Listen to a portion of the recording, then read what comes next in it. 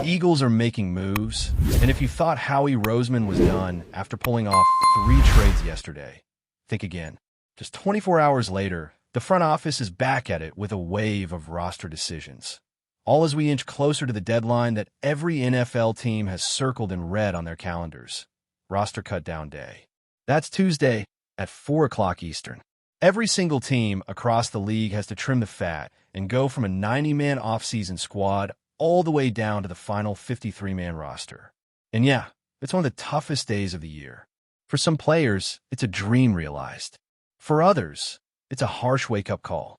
Now, before we dive into the names and the noise, let's zoom out for a second and look at the bigger picture. This Philadelphia Eagles team, going into the 2025 season, is coming in with something most franchises can only wish for: stability. 10 of the 11 starters from last year's Super Bowl-winning offense are returning. That's right, 10. The only change? Right guard. With Mike Becton out, Tyler Steen steps in, and he's expected to fill that gap immediately. Outside of that, this unit is locked, loaded, and ready to roll. Quarterback, receivers, tight end, the entire offensive line, the backfield, all intact. Week 1, Thursday night, under the lights at Lincoln Financial Field, the Eagles open the season against the Dallas Cowboys, and this offense will look very familiar and very dangerous. What Roseman has done here is not just maintain continuity with the starting core, but he's also addressed the depth behind them. 2 of the more notable additions come by way of trade: quarterback Sam Howell and offensive tackle Fred Johnson. These aren't splashy moves meant to dominate headlines. These are smart, calculated football decisions that add insurance to key positions. Let's start with Howell. With Tanner McKee nursing a finger injury, the Eagles couldn't afford to go into Week 1 with Kyle McCord as the next man up. Howell brings starting experience. He's played meaningful games. He's taken real NFL snaps. And while he might not have the upside of a franchise guy, as a potential number 2 or number 3 option at quarterback, he's a solid fit. The team clearly values having someone they can trust in a pinch, and Howell fits that mold. Then there's Fred Johnson. He's a swing tackle with starting experience, and that kind of versatility is gold in this league. You need someone who can come in cold and protect the quarterback if disaster strikes. Johnson is that guy. Last year, the Eagles went 5-1 in games he started. That's no fluke. And not only did he hold his own, he went up against legit pass rushers, including Trey Hendrickson, and came out on top. The Eagles aren't just stacking talent. They're reinforcing the foundation. But while additions are one part of the story, this time of year is also about subtraction. Roster spots are finite. And when someone comes in, someone else has to go. Today, the Eagles released a wave of players, and while some of these moves were expected, others definitely raised some eyebrows. Let's start at quarterback again, Dorian Thompson-Robinson. This one was coming. There were signs all throughout the preseason. He just didn't show enough. The flashes we saw at UCLA, the dual threat promise, the arm talent, it didn't translate. During training camp and the preseason, he struggled with decision-making. He was telegraphing passes. He was forcing throws. He didn't look comfortable in the pocket, and that running ability he was known for, barely saw it. It's one thing to have a cannon, but if you can't change speeds, if everything is a fastball, defenses will feast on that. And that's what happened. He was outplayed by Kyle McCord, and yet McCord didn't make the final cut either. Now McCord is an interesting one. He's got the size. He's got the arm. And there were moments in the preseason where you thought, hey, maybe this guy could develop into something.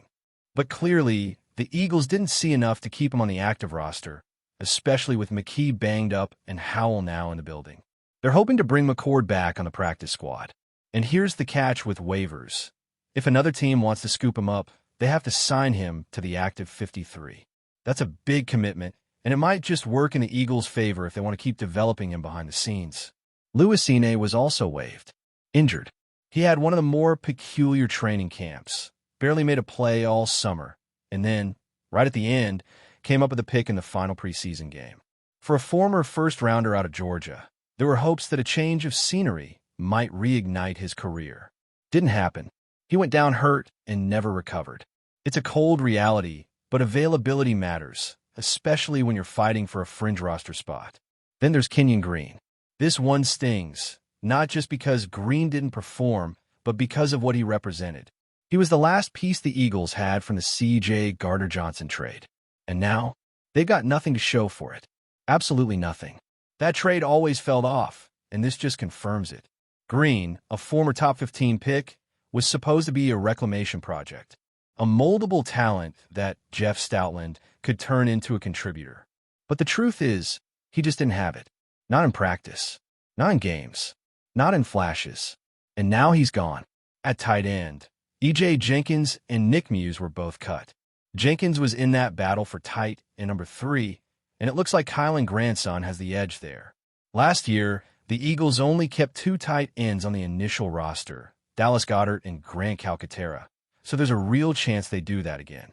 But even if they keep 3, Jenkins couldn't beat out Grandson, who has had a stronger, more consistent camp. The backfield also got a little lighter. Keelan Robinson, Montrell Johnson, and Shonderick Powell were all let go. Robinson was a 5th-rounder for Jacksonville in 2024, so there was some draft pedigree there. You saw flashes of his speed. He can return kicks. But the Eagles are already deep at running back and returner, and there just wasn't room. Montrell Johnson, meanwhile, is a name to keep an eye on. There are some folks who think he's good enough to stick around on the practice squad. He runs with power, he's physical, and he flashed enough to warrant further development. Now, people in the comments were saying Johnson is better than A.J. Dillon. That's a stretch. Dillon hasn't had a great camp, but he's still got more experience and more to offer on special teams and in short yardage situations. That said, don't be shocked if Dillon gets cut and then re-signed as part of a roster shuffle. This happens every year. A team lets a vet go to make room, then brings him back after some juggling. It's all part of the game. At cornerback, Eli Ricks is out, and it's not exactly a surprise. The numbers game was always against him. And while he has length, ball skills, and a solid college resume, he didn't show enough in the preseason to demand a roster spot. In fact, his biggest headline as an Eagle came off the field during that White House visit where he went viral for commenting on Donald Trump's daughter. On the field, he just wasn't consistent enough. Missed tackles, bad coverage reps. The talent is there, but the production wasn't. The cuts continued with safety Maxon Hook, wideouts Terrace Marshall and Elijah Cooks, safety Andre Sam, corner A.J. Woods, and edge rusher Ocon Mathis. Of those, Marshall and Cooks had some buzz early on. Marshall had a great spring, but couldn't carry that momentum into the summer. He catches with his body too much. That's a red flag. Elijah Cooks? Man, he was electric when camp first opened. It felt like every day he had a highlight catch. But then the injury bug hit in the first preseason game, and suddenly Darius Cooper emerged, and John Mechie came in via trade. Just like that, the depth chart shifted, and Cooks was the odd man out. Andre Sam is someone I hope they find a way to keep around. Physical safety, willing to hit, showed some flashes that honestly looked better than what we saw from Tristan McCullum at times. But McCullum likely makes the roster, and Sam becomes one of those guys you stash on the practice squad and hope you can develop. Depth at safety is critical in today's NFL, especially in Vic Fangio's scheme. And finally, we get to the former Eagles who've now been cut by other teams. Players who could be brought back for another go-around in Philly. Guys like KJ Henry, Kayvon Wallace, Zach Pascal, Mario Goodrich, Tyrese Robinson, Lou Nichols, and even punter Cameron Johnston. Punters are people too, but the name that really stands out to me is Pascal. Nick Sirianni loves this dude. Coach him in Indy. Trusted him enough to start him during the Super Bowl season in 2022. He's a reliable blocker, a veteran presence, and with Johnny Wilson gone, Pascal could easily slide into that role as the tough, physical wideout who helps in the run game. Fred Johnson is one of those players who won't generate a ton of buzz from fans, but he's quietly one of the more important moves the Eagles made in this entire reshuffling process. Look, offensive line depth might not be flashy, but when injuries hit, and they always do, having someone like Fred Johnson who knows the system and can step in without the entire offense collapsing is huge. He's not just a body to fill space. This guy has legit tape. He started several games last season, and the team went 5-1 when he was in the lineup. That doesn't happen by accident. He's been asked to hold his own against legit pass rushers, and he did that, shutting down guys like Trey Hendrickson, who, by the way, just got himself a pay raise from the Bengals for a reason. Johnson isn't just an insurance policy. He's a swing tackle who gives you a real shot at surviving a worst-case scenario. That's why the Eagles brought him in. That's why he's going to matter this season more than people realize right now. And let's circle back to Sam Howell for a moment, because his arrival says a lot about where this front office is mentally right now. They're not interested in taking chances on hope. They want experience. They want someone who's been in the fire. Howell has started games. He's thrown for nearly 4,000 yards in a season. He's not some random guy who's bounced around practice squads. He started under center in real games that mattered. And even though he's not expected to be QB1 here, what he does bring is a sense of calm if things go sideways with injuries. He's definitely not better than Tanner McKee when McKee is healthy, but with that finger injury still a factor, this team needed an option. They needed someone who wouldn't be overwhelmed. Howell checks that box, and now the coaching staff can breathe a little easier heading into week 1. What this entire stretch of roster decisions shows is that the Eagles are being incredibly strategic. This isn't random. This isn't panic. This is calculated, layered roster construction that mixes experienced vets with young, hungry talent. That's a big shift from last year's roster, especially on defense, where the turnover is massive. Over 4,000 snaps are gone from last year's defensive unit. That's a staggering number. And yet, the team has managed to rebuild on that side of the ball while still keeping things financially in check. The Eagles now have one of the youngest defenses in the NFL and one of the cheapest. That's a rare combo. And it's risky, no doubt. But it's also the kind of risk that can pay off if the development curve hits just right. One thing working in their favor is continuity on the coaching side. Vic Fangio is back as defensive coordinator, and his fingerprints are already all over this group. He's one of the sharpest defensive minds in football. His system is complex, but when it's executed properly, it's a nightmare for opposing quarterbacks. And more importantly, all of his key assistants stayed on board. That kind of staff continuity helps the younger players pick things up faster, trust the process, and know what's expected of them. You can't say the same on the offensive side, with Kevin Patullo stepping into a larger role and new wrinkles being added to the playbook, but defensively, the structure is solid. Now, the other side of this roster building is about who might still come back. We touched on it earlier, but some of the names floating out there, especially guys who were with the team before, are worth revisiting. Let's talk about Zach Pascal again. You want a guy who knows the offense, who's trusted by the head coach, who blocks like a tight end, but plays like a receiver. That's Pascal. He's not flashy. He's not going to rack up 100-yard games, but he does all the dirty work. And in this offense, where you have speed and finesse in the receiving core, having a guy like Pascal on the edge who can block downfield and help set the tone physically, that's invaluable. That's the kind of role that goes unnoticed by fans, but is huge in the locker room and on game day. Pascal to the practice squad, or even a final roster spot, wouldn't surprise me at all. Then there's Mario Goodrich. He got let go by the Jets recently and was with the Eagles not that long ago. He knows the system. He's not a lock to come back, but he's the kind of player the team might stash on the practice squad for depth at cornerback. It's a long season. Corners get banged up, and the Eagles know what they have in him. He's solid. And when you get that late into the depth chart, familiarity with the scheme is sometimes more valuable than raw talent. Howie Roseman is doing what he does best, playing the long game. While other GMs chase headlines, he's chasing balance, depth, stability. That's what wins in this league. Not just star power, but smart power. And with the roster cut down complete, the trades made, and the practice squad coming together, the 2025 Eagles are taking shape. The foundation is there. The structure is solid. And if things fall into place, this is a team that could be right back where they were last February, on the biggest stage, playing for it all once again. Before we continue, don't forget to subscribe to our channel and give this video a like. Your support helps us keep delivering the latest updates on our Philadelphia Eagles. And don't be shy. Share your thoughts on the news in the comments below. The Philadelphia Eagles have reportedly made what could be the most shocking and game-changing move of the NFL offseason, as whispers around the league suggest that they have reached an agreement with Tyreek Hill, one of the fastest and most electrifying wide receivers in football history. While nothing has been officially confirmed, insiders claim that the team is looking to assemble what could arguably be the fastest offensive unit the league has ever seen, combining Hill's unparalleled speed with the already formidable talent on the Eagles roster. Rumors have been circulating that Hill's arrival would create a ripple effect across the entire NFL, forcing defenses to rethink their strategies entirely. Analysts are speculating that quarterback Jalen Hurts will have an entirely new dimension to his game, stretching defenses vertically and opening lanes for the running game like never before.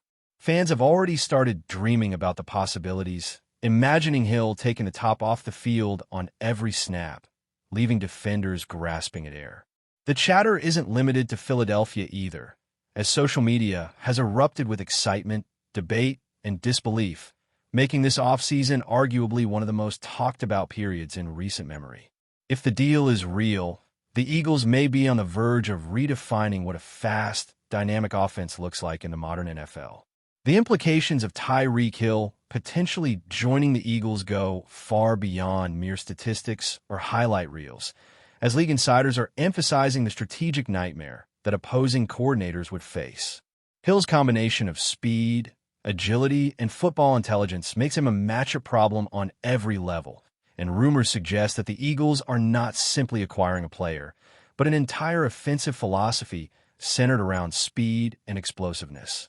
Talk around league circles is that Hill's presence would force defenses to deploy extra coverage on him, potentially opening up the middle of the field for other receiving options and even the running game, creating a multi-layered threat that could overwhelm opponents. Coaches are reportedly scrambling to figure out how to contain this kind of vertical firepower, with some speculating that no team currently has the personnel to match the potential speed of the Eagles' receiving core if Hill truly joins. The buzz is so intense that even casual fans are paying attention, and the rumor has already ignited debates on sports talk shows and podcasts about whether this move alone could propel Philadelphia to the top of the NFC. Insiders are hinting at bold offensive schemes and unprecedented deep ball utilization, which could make every snap a potential highlight reel moment. The narrative is spreading that this isn't just a signing, but a seismic shift in the league's perception of offensive speed. Adding Tyreek Hill to the Eagles would also be a cultural and morale boost for the team, according to sources whispering behind the scenes, with the presence of one of the most explosive athletes in the league, creating a sense of electricity within the locker room. Rumors indicate that Hill's competitive spirit and work ethic would resonate with Philadelphia's existing stars, sparking new levels of motivation and camaraderie. The chatter among fans suggests that the combination of Hill and the Eagles' current offensive weapons could result in a synergy that is nearly impossible to defend, with multiple players capable of stretching the field and forcing defenders into untenable positions. Speculation also centers on the psychological impact this signing could have on opponents, as linebackers and defensive backs would now have to plan for the possibility of being beaten by sheer speed on virtually any play. Even analysts are caught up in the frenzy, suggesting that Hill's arrival would transform Philadelphia into a team that could consistently threaten to score from anywhere on the field, making every game a high-stakes spectacle. The rumor mill has already created a frenzy of mock drafts, fantasy football speculation, and hypothetical game scenarios, highlighting just how disruptive and thrilling this potential acquisition could be for the Eagles and the league at large. The sense is that this could redefine not only Philadelphia's offense, but the standards by which explosive speed is measured in football. Speculation has even reached international levels, with whispers of Tyreek Hill joining the Eagles being discussed in sports media outlets around the world, fueling imaginations of what could be the fastest offensive unit ever assembled in NFL history. Pundits are reportedly obsessed with the possibilities, from Hill turning routine plays into breakaway touchdowns to creating a domino effect that elevates the entire offense to elite status. Rumors suggest that defensive coordinators are scrambling through endless film sessions, attempting to devise a scheme that could contain this potential juggernaut. Yet insiders hint that the sheer velocity of Hill combined with Philadelphia's offensive versatility, could leave all conventional tactics obsolete. Social media chatter has become nearly viral, with fans debating every conceivable scenario, from Hill's alignment on the field to the projected chemistry with quarterback Jalen Hurts and the potential to completely transform the passing game. The buzz suggests that the rumor alone has already influenced how other teams are approaching free agency and draft strategy, as franchises consider the risk of falling behind if Philadelphia indeed completes this blockbuster move. Analysts are even speculating about the psychological edge the Eagles could gain, as defenders may play with caution and hesitation against an offense designed around speed, potentially impacting game outcomes in subtle but significant ways. The excitement is palpable, and the rumor has become a focal point of NFL conversation, leaving fans and analysts alike anxiously waiting for confirmation or denial of what could be a historic transaction.